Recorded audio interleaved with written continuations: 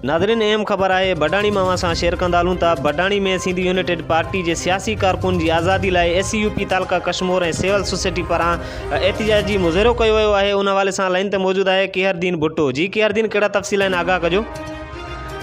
जी बिल्कुल, तालका कश्मीर के deputy general secretary Mazhar चाचड़ की गुमशुदगी खिलाफ अज बडाणी में SCUP तालका सदर शाह गुल मज़ारी, मोहम्मद अरशद भुट्टो, वाजिद चाचड़, सैयद सफदर अली शाह और बेन की अगवाणी में SCUP ऑफिस बडाणी का बख्शापुर एंड बडाणी प्रेस क्लब ताईं रैली कढी एहतजाज किया वियो। उन मौके ते अगवाणन मीडिया से ॻाल्हाईंदे चयो त 29 नवंबर ते बडाणी शहर का घर वेंदे SCUP तालका कश्मीर जो अगवान मज़हर चाचड़ के खंबे गुम किया वियो आहे। मज़हर चाचड़ SCUP पार्टी जो पुरामुन सियासी कारकुन है, सॼे मुल्क जो रिकॉर्ड गवाह है त मज़हर चाचड़ कदें भी कहीं ॾोही सरगर्मियुनि में मुलविस ना रहियो तई बावजूद भी एक शरीफ शहरी जो गुम थियण इंतहाई गणती जोगो अमल है। हुननि चयो त असां घुर कयूं था त मज़हर चाचड़ के ज़ाहिर कियो वञे, अगर उन ते किथे को भी केस दाख़िल है तो मुल्की कानून मूजिब उन ते केस हलायो वञे। हुननि सुप्रीम कोर्ट के चीफ जस्टिस ऐं इंसानी हक़नि जी तंज़ीमनि जे अॻवाननि खे अपील कई त मज़हर अली चाचड़ जी गुमशुदगी खिलाफ़ सॼी सिंध में आवाज़ उथारियो वञे। जी वडी मेहरबानी केहरदीन भुट्टो तफ़सील का आगाह करण लाइ।